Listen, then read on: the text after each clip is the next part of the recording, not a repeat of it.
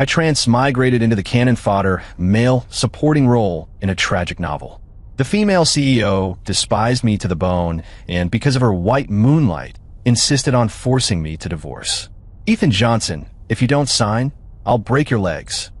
Looking at the stunningly beautiful yet ice-cold woman before me, my nominal wife, Taylor Group, Sophia Taylor, my brain froze for 3 seconds before a flood of unfamiliar memories poured in. Me, Ethan Johnson, the unlucky guy from a melodramatic, abusive novel. I loved Sophia Taylor to death, even willing to be her white moonlight Alexander Black's mobile blood bank and organ backup. In the end, I was not only drained of all value, but also died a violent death on the street. And at this moment, it was precisely the classic scene in the plot where she forces me to divorce her for the first time. According to the original script, I should be sobbing, kneeling, and begging her not to abandon me, then stubbornly refusing to sign. After being humiliated by her, I would be locked in the basement and my tragic life would begin. But I'm no longer that fool. I quickly calculated in my head the alimony written in the divorce agreement. $80 million in cash, plus 3 luxury downtown residences and 2 limited edition sports cars. Holy crap. Financial freedom is within reach. The tears that had been welling up in my eyes instantly shoved back. I probably couldn't help but show a hint of smile on my face. To Sophia Taylor, this looked like laughing in defiance of anger or a sign of going mentally unhinged from sorrow. Her brows shot up, her tone colder. Ethan Johnson, what are you laughing at? Don't act crazy or play dumb with me. Sign it. Pen. I held out my hand, concise and to the point. Sophia Taylor visibly froze for a moment, seemingly not expecting this reaction from me. Her assistant David reflexively handed me an expensive fountain pen. I flipped to the last page of the agreement, found the signature line, and flamboyantly signed the 3 big letters, Ethan Johnson. Smooth and effortless, without a trace of hesitation. After signing, I capped the pen, gently set on the table, pushed the contract toward her, and gave what could only be called a brilliant smile. Miss Sophia, it's been a pleasure doing business. When will the money and the property be transferred? Sophia Taylor was completely stunned. She looked at the signature on the agreement, then at me, her gaze full of scrutiny and disbelief. She probably had a basket full of threats prepared, but at this moment they were all stuck in her throat. You actually signed it? She instinctively asked a stupid question. What else? I shrugged, feigning innocence. You were just about to break my legs. I can't very well be at odds with my own legs, can I? Besides, if anyone wants to be that cannon fodder supporting character, be my guest. I just want the money so I can enjoy life, retire early, and travel the world. Doesn't that sound sweet? With that, I turned away, nonchalantly, humming a sour little tune as I walked out of the study. Passing a huge full-length mirror, I glanced at my reflection. TSK, the original body, did have a very beautiful face.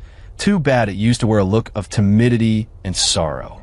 Now with my soul inside it, a few streaks of boldness and recklessness had instantly appeared between the brows. Hell yeah. At the door, as if remembering something, I called back to the still-stunned Sophia Taylor and her equally petrified assistant David. All right, Miss Sophia, please have your lawyer take care of the paperwork as soon as possible. I booked a flight to Coral Island for tomorrow and hope the first installment can be settled before I leave. Goodbye. Oh no, better yet, never see you again. I gently closed the door, shutting out the 2 complicated gazes behind me. The moment the door shut, I let out a long breath. Freed from the constraints of a predestined tragic fate, even the air seemed much fresher. A sacrificial pawn? Let whoever wants to be one go ahead. From today on, I, Ethan Johnson, will live only for myself. As for that female CEO who only has her white moonlight in her heart, and that Mr. Alexander Black who needs blood and parts replaced at any time, I hope you 2 lock yourself away and never come near me. My good fortune is still ahead of me. Leaving that oppressive villa, the first thing I did was not to drown my sorrows, nor to mourn the lost love, but to head straight for the city's most expensive men's custom tailoring shop. The original owner's wardrobe was full of drab, meek-looking clothes that practically begged to be bullied, perfectly fitting his pushover persona. I wasn't going to indulge that flaw. When I walked into a 3 Michelin-star restaurant, somewhere the original would only dare peer into from the doorway, wearing a brand new, well-tailored casual outfit, and a limited edition watch on my wrist, I could feel the gazes around me. No longer contempt and disdain, but curiosity and appreciation. One person by the window. I said to the waiter in a calm tone. This felt just right. Sophia Taylor's legal team was astonishingly efficient. After all, their boss probably wanted to get out of the relationship even more urgently than I did. By the next afternoon, the first large sum of money and the keys to a luxury house were already in my hands. I immediately made good on my promise, booked a first-class ticket, and flew straight to Coral Island. Azure sea and sky, white sand and coconut groves. This is what a cannon fodder. Oh no, a successful person's retirement spot should look like. I lay on the terrace of my private, overwater bungalow, sipping chilled fruit juice and scrolling my phone. Social media was surprisingly quiet. The news about my divorce from Sophia Taylor seemed completely suppressed. That fits Sophia Taylor's style. She certainly wouldn't want her white, moonlight Alexander Black to see any trace of her failed marriage. I enjoyed the peace.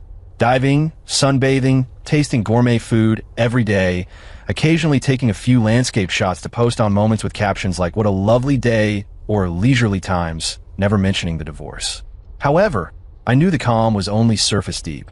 Following the pattern of melodramatic stories, once this cannon fodder, who wrapped up early, refuses to follow the script, someone is bound to get restless. Sure enough, after I had enjoyed half a month of heavenly days, an unfamiliar domestic number called. I raised an eyebrow and leisurely answered, "Hello?" There was a 2-second silence on the other end, then a voice I could never forget, cold with a hint of suppressed anger, said, "Ethan Johnson." It was Sophia Taylor. I laughed, my tone light. "Oh, Miss Sophia, long time no see. What can I do for you? Is it time to send the second installment of the alimony?" "No rush. I'm fine on my end." Silence fell again on the other end. I could imagine how ugly her expression must be right now. "Why, where are you now?" "Coral Island. Didn't I report that to you?" "What? Miss Sophia wants to come on holiday too." "Too bad. I'm not really keen on running into you." I took a sip of juice, my voice languid. "Ethan Johnson, don't give me the slick talk." Sophia Taylor finally seemed to lose it, her tone tinged with a barely perceptible agitation. Alexander needs a blood transfusion." Oh, here comes classic plot. Alexander Black, that delicate, easily overturned white moonlight, his special rare blood type, can only be matched by a lousy cannon fodder like me. According to the original plot, right now I should be burning with anxiety, itching to sprout wings and fly back, rolling up my sleeves to beg to donate blood for him, all to win a friendly face from Sophia Taylor. But now, I replied leisurely, "Oh, is that so? What a pity. I suggest you contact the Red Cross or the International Blood Center quickly to see if they have a matching supply. Or encourage Mr. Alexander to work on generating blood himself. I believe human potential is limitless." "Ethan Johnson." Sophia Taylor's voice rose, incredulous. "You know full well only your blood type can save him. You were like this before. The past is the past. The present is the present." I suppressed a smile, my tone calm but firm. "Miss Sophia, we are divorced. Legally, I have no obligation to donate blood to your friend. Morally? Huh. Someone who once wanted to break my leg and treated me like a mobile blood bank and an organ backup really doesn't have much standing to lecture me on morality, do they? What would it take for you to come back?" There was actually a hint of pleading in her voice. Well, the sun has risen in the west. It seems Alexander Black's condition really isn't good. But inside I felt nothing, not even a ripple. I almost wanted to laugh. "Not interested." I refused tersely. "Sophia Taylor, I remember when I signed the papers I said, 'Good luck locking them down. Don't come near me.' That still stands. Whether he lives or dies is none of my business." After saying that, I didn't wait for her to react. I hung up and promptly blocked the number. The world returned to silence. Only the sound of waves gently lapping the rocks. I gazed at the beautiful horizon where the sea met the sky, a genuine smile curling at the corner of my mouth. Look, hasn't good fortune just arrived? Not only money, but also the confidence to say no and freedom. I wonder what expression Sophia Taylor would have right now in the hospital back home, looking at the pale, original love on the bed and then at the phone that was hung up. I began to feel a little excited, wondering what other surprises might be waiting for me. After all, When the most resigned, most predictable cannon fodder in a story suddenly gives up and refuses to play the part anymore. How is the show supposed to go on? Life on Coral Island was unreasonably pleasant. I almost forgot the bloodshed and storms from that abusive novel, until one afternoon when, on the terrace of my private overwater bungalow, I saw a speedboat cut through the blue sea and head straight for my villa. Two people got off the speedboat. The woman in front had most of her face hidden by sunglasses, but that expensive, sharply tailored resort dress and the impeccably dressed assistant in a suit behind her, in 30-degree island heat. Who else could it be but Sophia Taylor? I lay back in the beach chair, slowly took off my sunglasses, and watched them step onto my wooden jetty. The sea breeze lifted Sophia Taylor's skirt, and the scene was picturesque. If only her face didn't hold that icy, debt collector expression. Ethan Johnson. She walked up to me, took off her sunglasses. There was an unmistakable weariness in her eyes, and a trace of humiliation. Miss Sophia, life really does bring people together in unexpected places. I tilted the coconut in my hand. So, Coral Island is a new development project by the Taylor Group? You're here to inspect it personally? Sophia Taylor took a deep breath, as if making up her mind about something. She glanced at the assistant behind her, David, and David immediately took the hint and stepped back to the other end of the pier, turning his back to us. Ethan Johnson, let's talk. Her tone lost the domineering edge it had over the phone and took on a strained attempt at conciliation. Talk about what? About the alimony arriving on time? I received it, thanks to Miss Sophia's generosity. I pretended to be stupid. It's about Alexander. She cut me off, her voice lowered, pleading, is in very bad shape. He needs surgery, but before the operation, he must receive a blood transfusion to stabilize his indicators. Only your blood type. Stop. I raised my hand, made a pause gesture. Sophia Taylor, I remember I was very clear. Whether he lives or dies is none of my business. You came all this way just to say again what I've already refused. Don't you think it's a waste of time? I find it more of an intrusion on my vacation mood. Her face went pale, her nails almost digging into her palms. Conditions, you can name conditions. As long as you can save him, money, or anything else, whatever I can do. I was almost laughing in anger. In her eyes, I was always something that could be traded with money and conditions. Miss Sophia, are you mistaken about something? I stood up, walked over to her, and looked down at her from above. The original had a good height. This perspective felt great. I'm not short of money right now. The maintenance you gave me is enough for me to squander for several lifetimes. Why would I use my health to exchange for something I already don't lack, to save someone I don't care about at all, and can even say I dislike? I stepped closer, my tone teasing. Or is it that, in your heart, Ethan Johnson's blood is that cheap? It used to be fine to draw it at will, and now, as long as you name a price, it's still available on call. Sophia Taylor took a half step back at my words, a hint of panic and disbelief flashing across her eyes. She probably had never seen such a sharp, such an unmerciful Ethan Johnson. No, that's not what I meant. She tried to explain, but sounded a little pale and powerless. What do you mean then? I sat back down in the recliner, crossed my legs. Sophia Taylor, we're done. You go your sunny path. I'll cross my lonely bridge. If you insist on stirring up trouble for your white moonlight by targeting your ex-husband, like me, don't you think it's pathetic? The sea breeze blew, bringing a hint of brine and stirring the stray hairs at Sophia Taylor's forehead. She stood there, her figure in the sunlight looking unexpectedly thin and disheveled. She was silent for a long time before she finally managed to say, "Really? Is there absolutely no room to negotiate? Even if, I beg you, beg me." I raised an eyebrow, completely unmoved, even a little amused. Miss Sophia, your begging posture is certainly unique. Bringing an assistant and coming straight to my vacation spot. This is called negotiating? This is called soft coercion. I picked up the sunscreen beside me and leisurely rubbed it onto my arm, no longer looking at her. Go back. Coral Island is beautiful, but it's not the place to talk about such unlucky matters. Don't waste Mr. Alexander's prime treatment time. You'd better hurry and find another blood source. I gave her the boot. Sophia Taylor stood where she was, her face paling and flushing in turns. She had probably never received such a blunt rejection and humiliation, especially from someone she had always looked down on, Ethan Johnson. She stared at me intently, her expression complicated. anger, unwillingness to accept it, and perhaps a hint of the embarrassment of being hit where it hurt by my words. In the end, she said nothing, spun around sharply, and almost staggered toward the speedboat. Her suited assistant David hurried after her.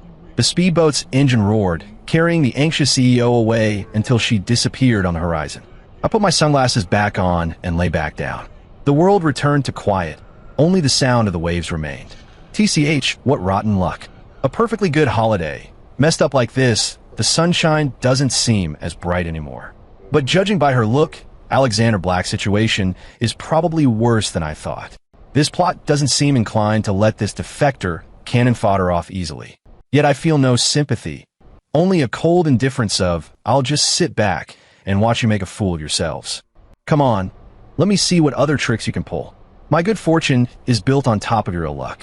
This little incident isn't worthy of affecting my enjoyment of life. Sophia Taylor's visit was like a cloud, briefly shading the sunshine of Coral Island. But after the cloud passed, the days remained pleasant. I moved to a more private, better secured resort hotel to completely eliminate the possibility of another raid. I even started using the huge sum for some small investments, purely out of interest and to test whether this soul from the modern era still has a bit of business sense. The results were unexpectedly good. A few seemingly casual short-term moves made the numbers in my account jump again. It seems I can not only escape the fate of a cannon fodder, but might even become the protagonist of a rousing financial story. Just as I was about to consign Sophia Taylor and Alexander Black to the back of my mind, an unexpected call came through. This time, it wasn't an unknown number. The name displayed on the screen was Alexander Black. I raised an eyebrow. Interesting, the man himself is stepping in? I picked up the phone with some interest, stayed silent, wanted to hear what sort of nonsense this white moonlight who'd driven Sophia Taylor crazy would spew. A weak but still gentle cough came from the other end. Then that familiar, slightly melancholic magnetic voice. Ethan, is that you? TSK. That opening, much more advanced than Sophia Taylor's. Right to the emotional play. Mr. Alexander, I said flatly, with just the right amount of detachment. What do you want? If it's about your health, I'd suggest contacting your attending physician directly. I'm afraid I can't help. Alexander Black was silent for a few seconds, his voice growing weaker, even a little choked.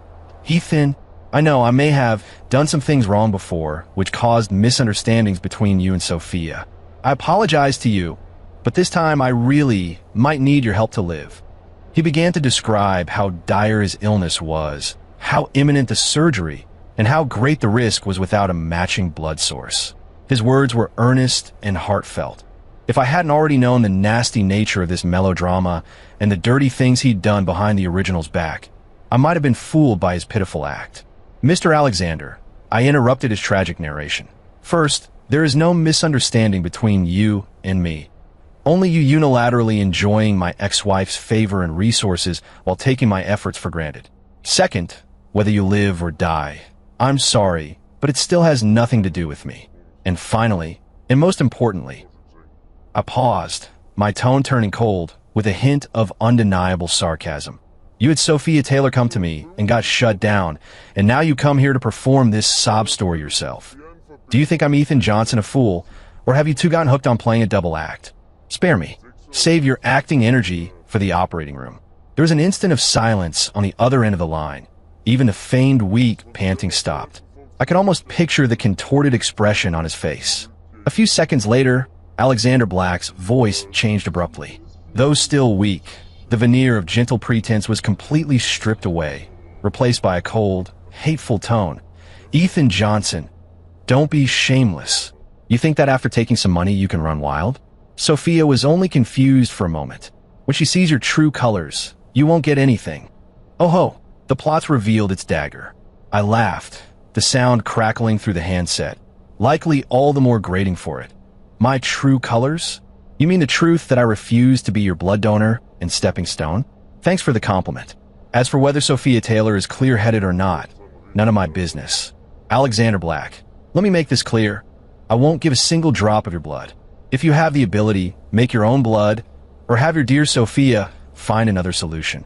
Like praying for a miracle. I refused to give him another chance to talk, hung up immediately, and blocked him, all done in one swift motion. Hell yeah. Tearing off the so-called protagonist mask and watching them lose their composure is more satisfying than making money. But I knew clearly that having been beaten twice in a row, especially with Alexander Black personally intervening and still failing, meant Sophia Taylor was likely being driven to an extreme. She might do something desperate. Sure enough, a few days later, while browsing domestic financial news, I saw an unremarkable item. A biotechnology company under the Taylor Group is suspected of contacting a mysterious overseas medical institution to seek a special blood type matching solution, potentially involving ethical controversy. My gaze tightened slightly. Abroad? A mysterious organization? Ethical controversy? Sophia Taylor, you really are insane. For Alexander Black, you'd even dare to touch this kind of gray area? It seems she doesn't intend to plead with me anymore, but wants to solve the problem in a more direct way. For example, kidnapping? Or using extreme measures to convince me? I put down my phone, looked at the calm sea outside the window, and a cold smile curled at the corner of my mouth. In the original plot, I was just a pitiable creature passively waiting to be tormented. But now, I have money, the advantage of knowing the storyline, and a soul from the modern world that isn't constrained. You want to play hard? Fine, I'll see you through to the end. Perfect. I've been retired a long time, and it's getting a bit boring. Stretch the muscles. And while I'm going to teach these two protagonists what it means to lose the farm trying to steal a chicken, seems like a pretty good way to pass the time.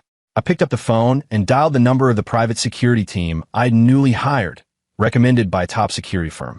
It's me, Ethan Johnson. Raise the security level.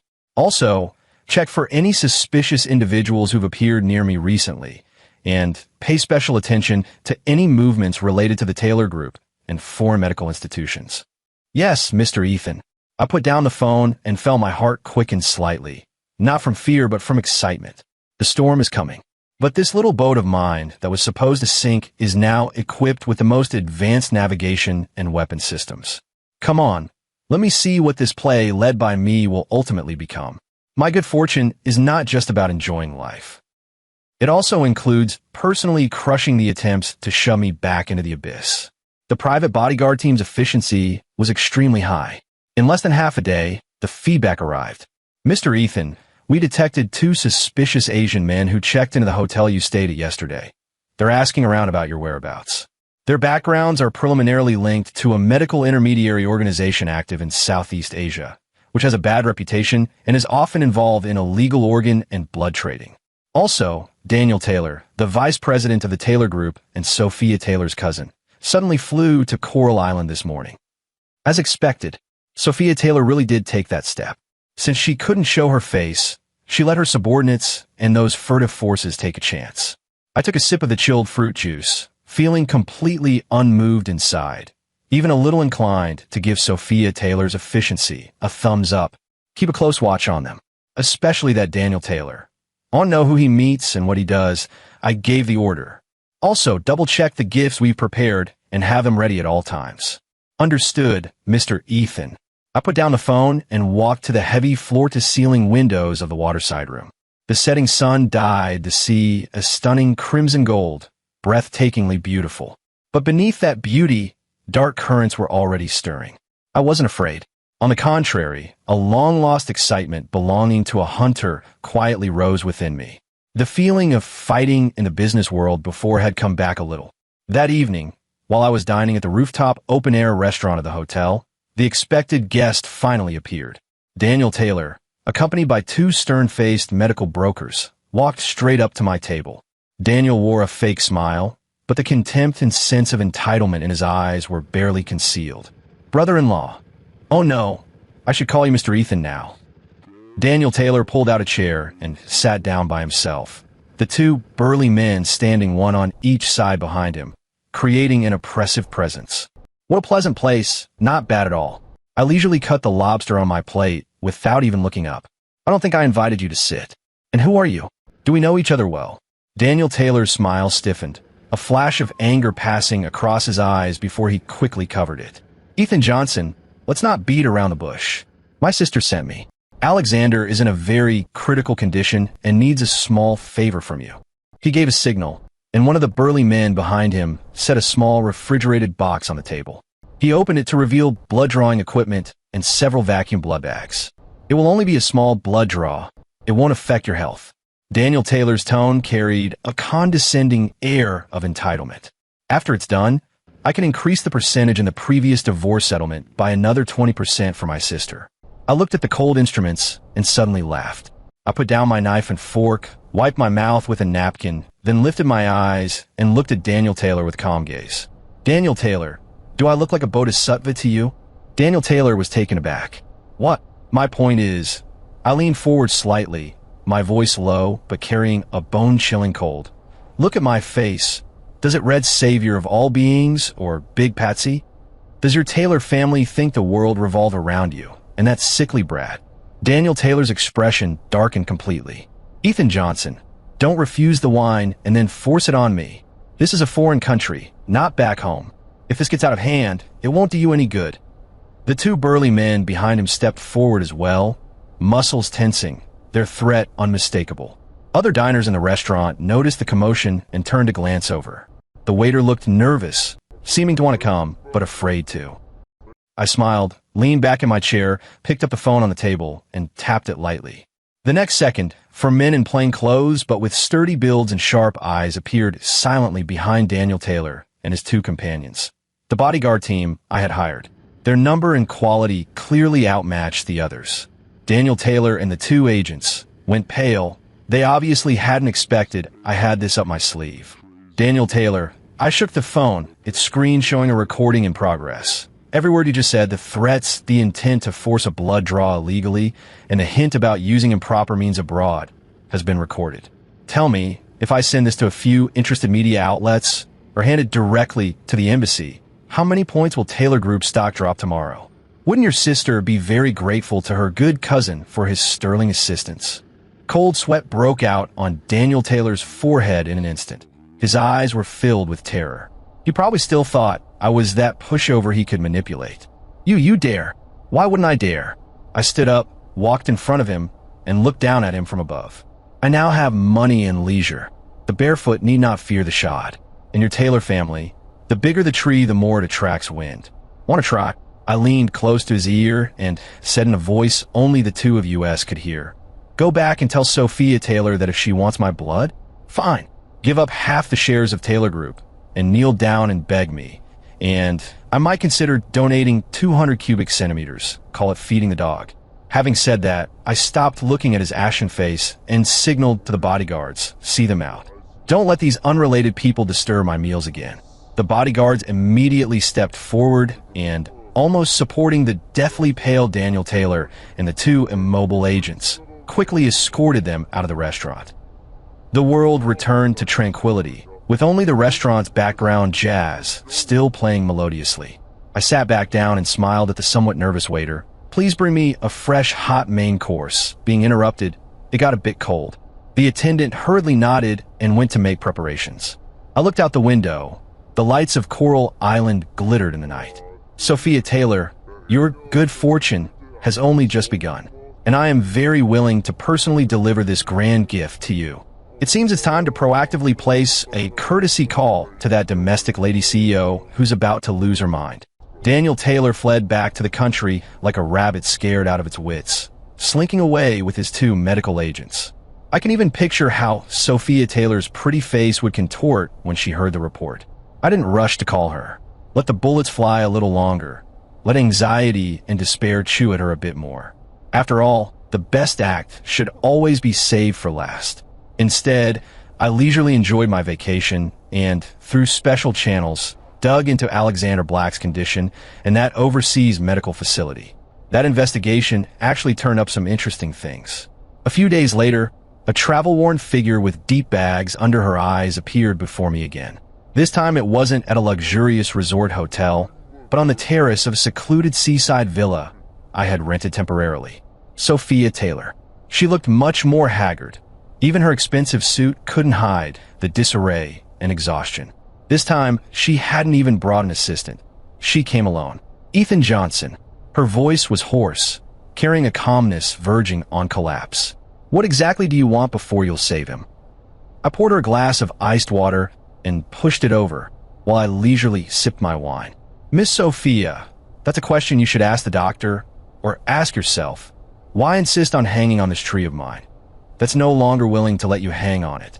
She didn't touch the glass of water, her hands clenched tightly around her knees, knuckles white. The shares, what you mentioned before, impossible. That's the foundation of the Taylor family.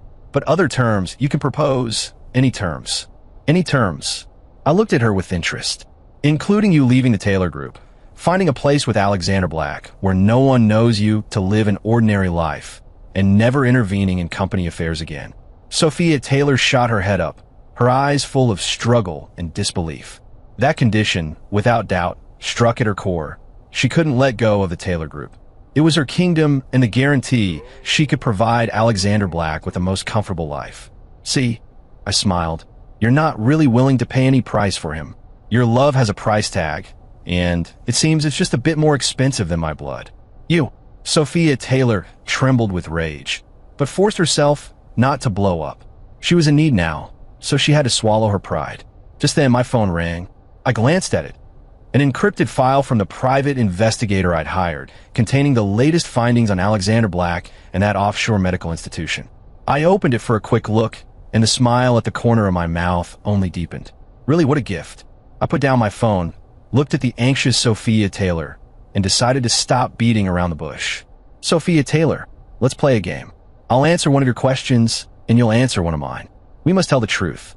How about it? A fair trade. She watched me warily, but for now there seemed to be no better option. So she gritted her teeth and nodded. You ask. All right, first question I'll ask. I leaned forward, my gaze sharp on her. If Alexander Black's illness doesn't actually require my blood, and even there's a strong possibility his illness is fabricated or exaggerated with the purpose of forcing you and me to divorce, and of completely taking control of you and devouring the Taylor Group. What would you think? Sophia Taylor's pupils contracted suddenly, as if she had heard something outlandish, and she jumped to her feet. You're talking nonsense. Ethan Johnson, you can refuse to save him, but you can't slander him like this. Alexander isn't that kind of person. See, you won't even accept a hypothetical. I shrugged. Fine, your turn to ask me. Sophia Taylor took several deep breaths, forcing down her anger, and asked the question she cared about most. What do you want in exchange for donating blood to save Alexander? I smiled, didn't answer directly, picked up my phone, opened an audio file I had just received, and played it. The voice that came through was Alexander Black's. He sounded noticeably healthier than during our last call, but the same chill and calculation were unmistakable. Sophia over there is about to break. She'll definitely go beg that useless Ethan Johnson again. Right? If we apply a little more pressure, she might actually transfer part of the shares to me to hold on her behalf. Don't worry, the doctor over there is one of ours. The diagnosis will be as serious as we need it to be. Once we get the Taylor Group, who'll care about Sophia Taylor? Just a stupid woman blinded by her emotions. The recording wasn't long, but it was packed with information. Sophia Taylor felt as if struck by a bolt of lightning. Her whole body froze in place, her face instantly as pale as paper, her lips trembling but no sound coming out. The world in her eyes seemed to collapse completely at that moment. I turned off the recording and looked at her calmly. That's my answer. Sophia Taylor, look, what you need saving from isn't Alexander Black's life, but your own mind and your Taylor Group that's about to be hollowed out. I stood up, walked to the edge of the terrace, and looked out at the pitch-black sea. Now, do you still think I'm slandering him?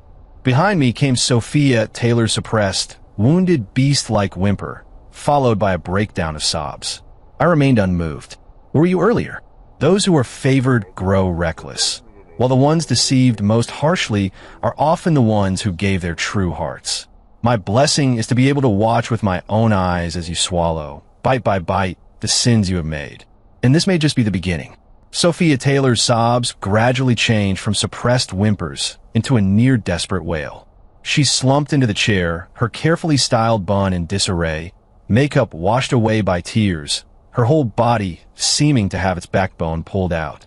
The female CEO, who once dominated the business world and ordered me around, now remained only as a completely shattered shell.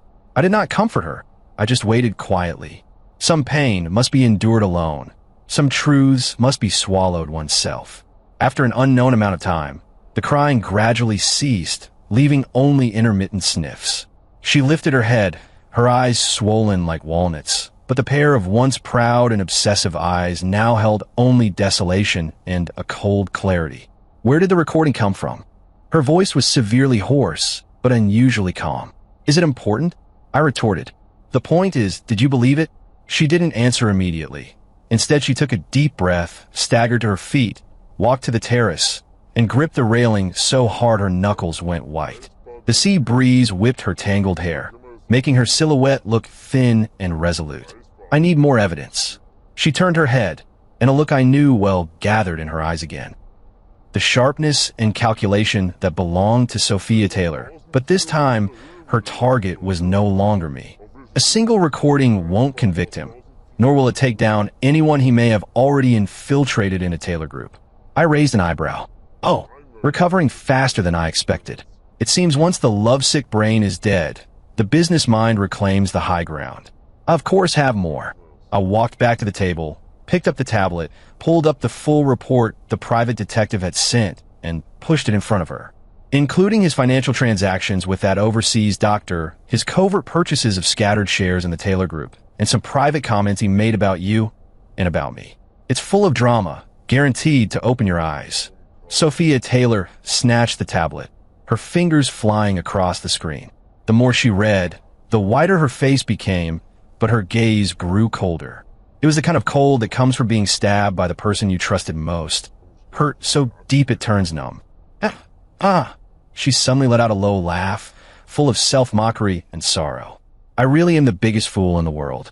For him, I drove you away, ran the company into the ground, almost buried Grandpa's life's work. She lifted her head and looked at me, her expression tangled and inscrutable. You knew all along, didn't you? That's why you signed the divorce so easily, and why you're watching us now like it's a show. Don't. I raised a hand to stop her. I don't have clairvoyant powers. Signing the divorce papers was purely because I don't want to be your stepping stone and blood bag. I just wanted a bit of peace. As for watching the show, I smiled. You people insisted on setting the stage right in front of me and forcing me to watch. What choice did I have? Sophia Taylor was silent for a moment, as if digesting it all and reassessing me. This man she once looked down on and even loathed had now become the only one who held the truth and seemed detached from the affair. Ethan Johnson. She took a deep breath, her tone carrying a do-or-die resolve. Help me. Help you. I feigned surprise. Miss Sophia, are we that close? Besides, helping you deal with your true love seems a bit inappropriate, doesn't it? I'm afraid I'll get struck by lightning. Ethan Johnson. She almost squeezed the words out through her teeth. Now is not the time for sarcasm. Alexander Black lied to me. He intends to destroy the Taylor family. We have to stop him. It's you who has to stop him, not we, I corrected. This is your war, Sophia Taylor. From the moment I signed, you and your Taylor family have nothing to do with me anymore. She stared at me intently, as if judging the truth of my words, and as if weighing pros and cons. In the end, she seemed to make up her mind. Her tone softened, even taking on a hint of near pleading. I know I treated you badly before. I was terribly wrong. But this time I'm begging you. The evidence you have can help me stabilize things fastest and clean up internally. In exchange, you name the terms. Money, shares, or a favor from the Taylor Group. Terms set by me, I said, watching her with amusement. Sounds tempting, but Miss Sophia, you're barely able to protect yourself right now. An empty promise holds no appeal. I stepped in front of her and looked her straight in the eye. Helping you isn't impossible, but I have two conditions. Say them. First, I want all the shares of that shell company, Alexander Corporation, that you hold. That company was the front Alexander Black used to move funds and conduct private dealings. Sophia Taylor had invested heavily to support him and held most of the shares. Sophia Taylor's pupils constricted. She clearly understood my intention in wanting shares of that company. That was a blade aimed straight at Alexander Black's heart. She gritted her teeth. Fine. Second, I paused, my tone becoming serious and cold. After this, we're done. You go your bright path. I'll cross my narrow bridge. Whether you succeed in cleaning house or get countered by Alexander Black, do not ever show up in front of me again. I have no interest in you or your Taylor Group, and I don't want any entanglement. Sophia Taylor looked at me, her gaze flickering violently. In the end, she nodded heavily. Okay, I promise you. I reached out my hand. Pleasure doing business, Miss Sophia. Although only this once. She hesitated for a moment, then reached out and lightly shook my hand. Her hand was cold, with a faint tremor. I'll send the files to your encrypted email. I released her hand. How you use them is your business. As for me, I'll continue my vacation. I hope this is the last time we meet in such a pleasant atmosphere. Sophia Taylor looked at me deeply. That gaze carried too many emotions. Regret, shame, resolution, and a hint of something indescribably complex. She didn't speak again, picked up her tablet, turned, straightened her spine, and walked away from the villa step by step. Although her steps were still a little unsteady, the shadow of that formidable businesswoman seemed to return, if only a little. I watched her figure disappear into the night, lifted my cup, and took a sip. The storm was finally about to make landfall, and I, the eye of that storm, could finally enjoy true peace. At least, that's what I hoped. I bundled all the evidence I had organized. The financial transaction records, secret recordings, screenshots of Alexander Black's email correspondence with overseas organizations, and that medical assessment report that exposed how his illness had been deliberately exaggerated, encrypted it, and sent it to Sophia Taylor. Attached was only one sentence. Don't forget my conditions. Good luck. Then I completely cut off my direct lines of contact with her. The rest of the play was her stage. It was time for me, this former cannon fodder, to take my final bow. I didn't leave Coral Island. I just moved to a smaller, more secluded island and truly live an off-grid, reclusive life. My days were spent diving, fishing, reading, and sunbathing on the beach. All the outside turmoil seemed to have nothing to do with me. But I knew the storm was unfolding at home. Occasionally, when the satellite network allowed, I would catch glimpses of some financial news headlines. Taylor Group, sudden upheaval. President Sophia Taylor removes multiple executives, suspected internal fraud involved. Shocking. Taylor Group female president's ex-boyfriend Alexander Black, suspected of commercial fraud and illegal medical activities, now detained by police. Alexander Corp changes hands. Mysterious shareholder takes over. Possible link to internal purge at the Taylor Group. Sophia Taylor responds publicly for the first time. Admits past marital decision was a mistake. Will fully focus on restructuring the group's business.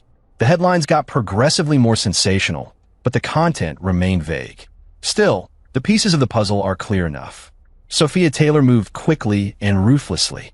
Using the evidence I provided, she swept out the people Alexander Black had planted and corrupted with thunderous force, and promptly sent him where he belonged. As for how she explains our divorce to the public, how she depicts Alexander Black's actions, that's a PR problem she has to deal with, not mine. I noticed that my name no longer appears in any of the reports. Sophia Taylor kept her promise and completely removed me from this farce. That's good. A few months later, my lawyer contacted me to inform me that Sophia Taylor had transferred all the shares she held in Alexander Corporation to the offshore company I had designated, without compensation. At the same time, the final payment stipulated in the divorce agreement had also been received. There was a note of disbelief in the lawyer's voice. Mr. Ethan, Ms. Sophia also asked me to convey one more thing. She said, "Thank you." I smiled without replying. "Thank you? No need.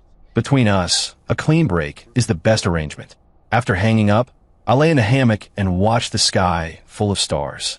This southern latitude night sky was clear and vast, as if it could wash away all the world's filth. It's all over. The original tragic romance plot, completely upended by my soul that barged in unexpectedly, has finally settled after all the turmoil. The heroine woke up, ripped the scumbag to shreds, and rebuilt her career. The scumbag got what he deserved and ended up in prison. As for me, the cannon fodder originally destined to die. I took a fortune and a company, albeit just a shell, but it might come in handy, and in some corner of the world, enjoyed a true tranquility bought with freedom. This ending is, who knows, many times better than the original script. I don't know what the future holds for Sophia Taylor, whether she'll become a truly cold, ruthless business queen or rebuild something else from the ruins. That's her life now. As for me, my good fortune is this within reach calm sea breeze, these unbounded everyday days. I close my eyes and listen to the ebb and flow. This is what life is,